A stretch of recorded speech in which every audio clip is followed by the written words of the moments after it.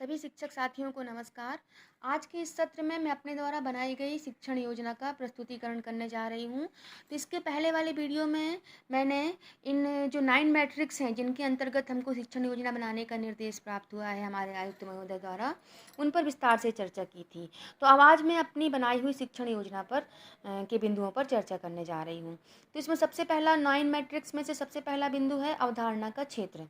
तो अवधारणा का चित्र क्या होता है? पाठ की कौन सी विषय वस्तु या कॉन्सेप्ट को हम बच्चे को क्लियर करने जा रहे हैं, वह पाठ का चिन्हित क्षेत्र ही अवधारणा का क्षेत्र है।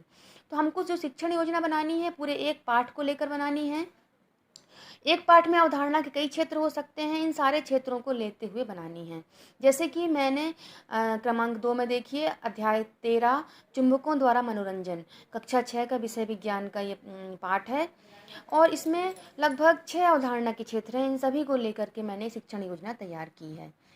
ठीक है, अब है पेडागॉजिकल प्रक्रिया, गतिविधियाँ एवं प्रस्तावना। तो ये जो पेडागॉजिकल प्रक्रिया होती है, इसके अंतर्गत हम जो भी अपनी कक्षा में कक्षागत गतिविधियाँ बच्चों को सिखाने के लिए कराते हैं, वो सब कुछ पेडागॉजिकल प्रक्रिया के अंतर्गत आ जाती हैं। तो हमारी जो पेडागॉजिकल प्रक्रिया है वो पूरी शिक्षण योजना की धुरी होती है। तो पेडागॉजिकल प्रक्रिया हमको इस तरह से बनानी चाहिए कि पिछली कक्षा के प्रारंभिक ज्ञान या पूर्व ज्ञान को आगे तक लेकर जाने वाली हो। तो देखिए, जैसे कि हमारा अवधारणा का क्षेत्र था चुंबक की खोज, चुंबकीय तथा अचुंबकीय पदार्थ, चुंबक के ध्रुव, चुंबकों के बीच आकर्षण, प्रतिकर्षण, दिशाएं ज्ञात करना, अपना चुंबक स्वयं बनाइए। अब इन अवधारणाओं को विकसित करने के लिए हमने अपनी पेडागॉजिकल प्रक्रिया बनाई है, विकसित की है। तो देखिए, सबसे पहला बिंदु है कि बच्चों के पूर्व ज्ञान को आगे तक ले जाने के लिए आज हम कक्षा में एक जादू दिखाएंगे एवं उससे संबंधित प्रश्न करेंगे।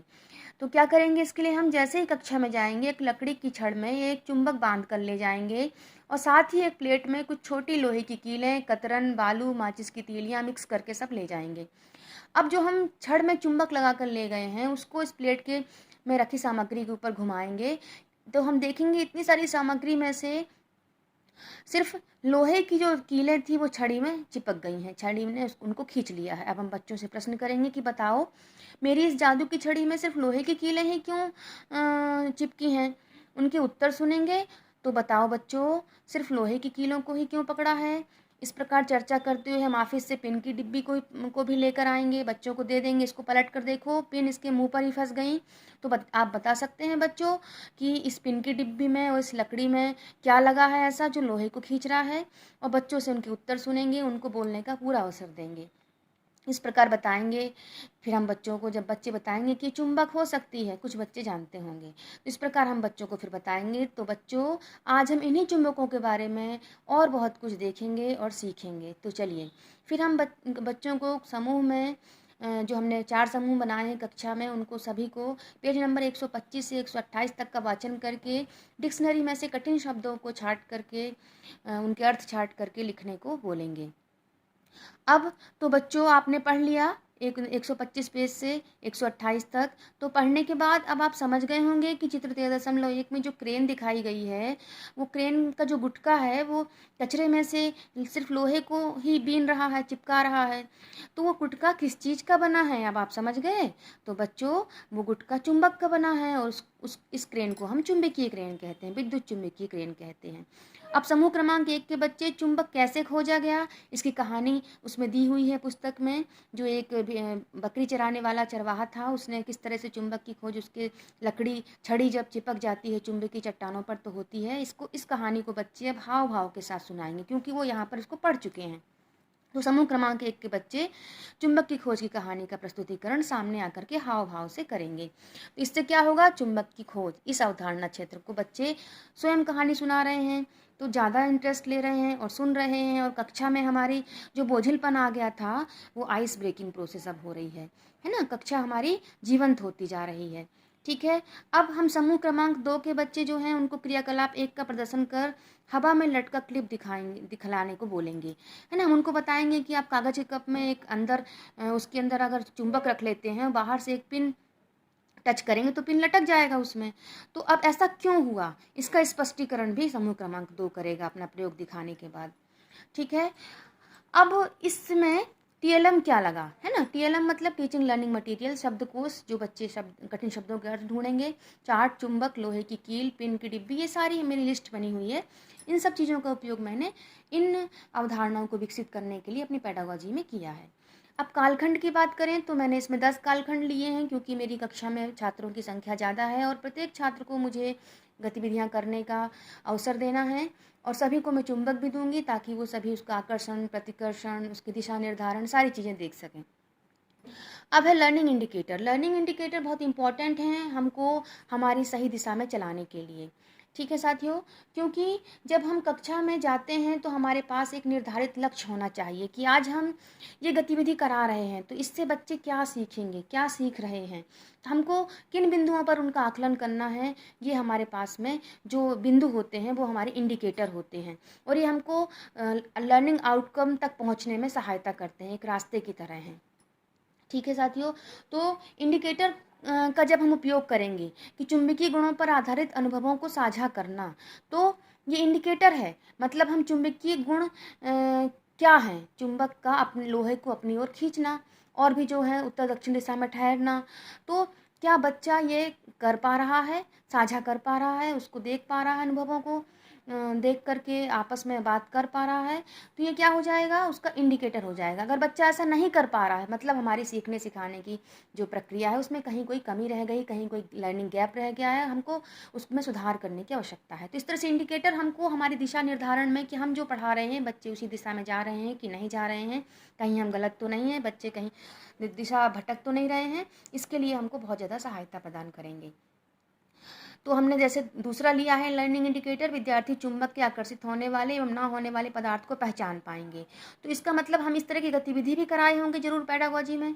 जब हम ये गतिविधि करा रहे होंगे तो उस समय हम बच्चे का आकलन कर रहे होंगे कि बच्चा क्या ऐसा कर पा रहा है कि आकर्षित होने वाले और नहीं आकर्षित होने वाले पदार्थों को पहचान रहा है, इनकी अलग अलग लिस्ट बना रहा है।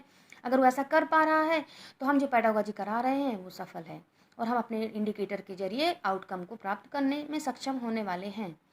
इसी तरह से चुंबकीय व्यवहार, जैसे चुंबक द्वारा लोहे की वस्तुओं के बीच आकर्षण, चुंबक और लोहे की वस्तुओं के बीच आकर्षण ये कर पा रहा है कि नहीं, दो चुंबकों के बीच आकर्षण और प्रतिकर्षण का अवलोकन कर पा रहा है, निष्कर्ष बता पा रहा है कि नहीं, प्रयोग द्वारा लोहे की छड़ को चुंबक बना पा रहा है कि नहीं। इस तरह से ये हमारे इंडिकेटर हो गए, चुंबक के साथ विभिन्न गतिविधियां करके अपने निष्कर्षों को बता पाना।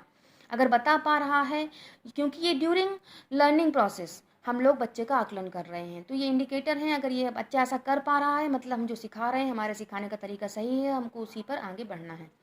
फिर है मूल्यांकन हेतु गतिविधियां एवं प्रश्न। अब जो हमने बच्चों में अवधारणा विकसित करने की कोशिश की है, उस अवधारणा से ही संबंधित कुछ प्रश्न हम बच्चों से करेंगे, क्योंकि हमको ये आकलन करना है अब कि क्या हम जो सिखा रहे थे क्या बच्चे में वो अवधारणा आ गई है, क्या समझ विकसित हो गई है।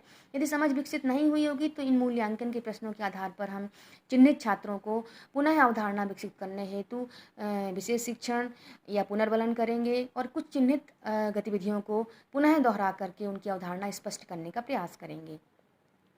जैसे मैंने मूल्यांकन में लिया है कि चुंबक की तरफ आकर्षित होने वाले दो पदार्थों के नाम बताइए, चुंबक के कोई 2 गुण लिखिए, चुंबक के कौन कौन से ध्रुव होते हैं, चुंबक के ध्रुव कहाँ होते हैं। बच्चे ने करके देखा है कि ध्रुवों पर मतलब चुंबक के दोनों सिरों पर ही लोहा चिपक रहा है ज़्यादा, वहीं पर कीलें चिपक रही हैं, बीच में नहीं चिपक रही हैं, मतलब उसके दोनों तरफ ध्रुव हैं और उसके ध्रुव उसके सिरों पर होते हैं, उत्तर दक्षिण उनके नाम होते हैं।